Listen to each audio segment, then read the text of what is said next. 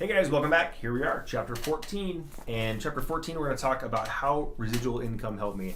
So just a brief recap on what residual income, in chapter 5 of the book, I discussed that, musicians get paid they get royalties, right? So that is residual income. So they make a song, they license it, whatever, they get out there, and every time it plays, they make money, right? They don't have to play it each time to make money. So you hear it on the radio, it can be on the radio at 30 different stations at the same time, and they're making money 30 different times. They don't have to perform that song over and over and over and over again each time in order to get paid. So basically, recap of residual income. If you don't know what it is yet, it's basically, the best way I can describe it is that you get paid multiple times for doing it once.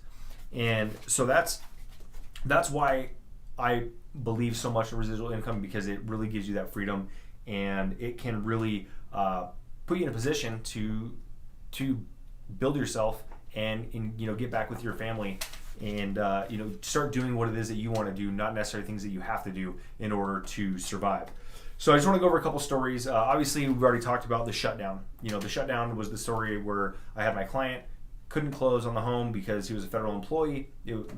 Couldn't close the deal, and my residual income from another country came in and helped me out with a mortgage that month. This next one is, I'm actually going to save this. It goes in order, but I'm going to save this one because this one has a little bit more meaning to me, and it's a little bit more personal. But obviously, right now, as this is being recorded, we're in COVID. People are battling. Some restrictions have eased up a little bit. But as I mentioned in a previous chapter, I told you that I decided to diversify myself and partner with agents from across the country, and obviously in Canada. And when COVID hit, every market was doing something different, right? So some places hardly were affected at all. Other places you couldn't even show a home at all. Like, you couldn't do anything. Some places you could do a little bit of whatever.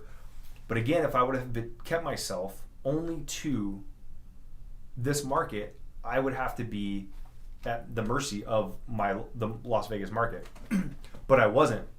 So I was able to produce income in other states and countries that had more lax views, and that really helped, again, contributing to the mortgage when maybe at one point maybe I didn't have a deal going on, right?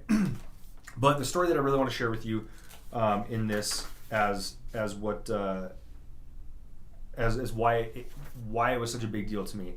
So on October 29th, 2019, I dropped my son off at school. So he's in the first grade, 7 years old. Dropped him off at school, and I always kind of wait next to the fence. So we drop him off, the fence opens, the gate opens, all the kids go running in.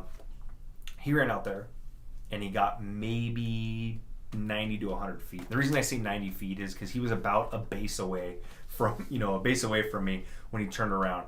And I usually watch him all the way instead of leaving, and because he had to go all the way to where he's got a dot that he's got to go set his backpack next to, and it's his number where his class lines up. And so he got about 90 to 100 feet out there, and he turns around and he just goes like this, and like, hold on, I gotta tell you something. And he comes back, and he tells me, I can't do it. I'm like, what are you talking about? Tears just rolling down his eyes. I don't want to go. I can't go. I'm like, wait, what's happening? It was like this. Instantly, he didn't want to go.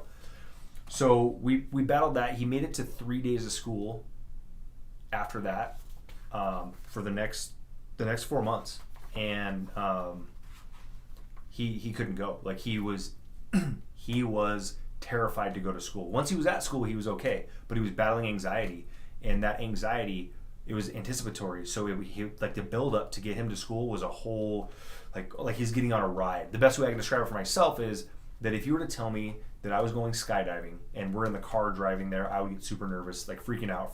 I'd probably love it once I was jump out of the plane. Probably love it and it'd be fine. But the build up to it would just drive me insane. I already know this. But it was happening to him on a much lower scale. In terms of skydiving or going into school, but it was just as terrifying to him. And as we went through this, obviously I had, mom was at work, and I had to take my daughter to school, and then I would sit with him sometimes up to 2, 3, 5 hours in the office waiting for him to go to school. I brought my computer to work. I was doing deals in the elementary school office. I was, but as you can imagine, with me having to stay home all day with him, with nothing else to occupy him, and trying to get him into school, and not only just the free time that you would have, like it's not like you just go, okay, turn this off, I'm gonna go over here. Now he's freaking out, he's screaming, he's never done this before. But here I am with him at home. How am I selling homes, right? So during that time, and actually going into COVID, he was about to, the Wednesday that they shut down that Monday and said no more school, that Wednesday was going to be his first full day. We had been working him back all the way, and then hit that, and then boom, no school.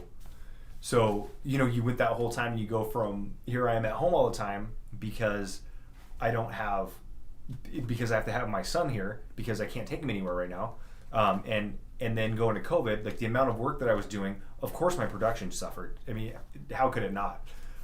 Production went down, but I also had that revenue stream that kept me floating and kept me in a position to where I could continue to make money. And that right there has been worth every penny of me being in a company that allows me to generate that residual income and diversify myself.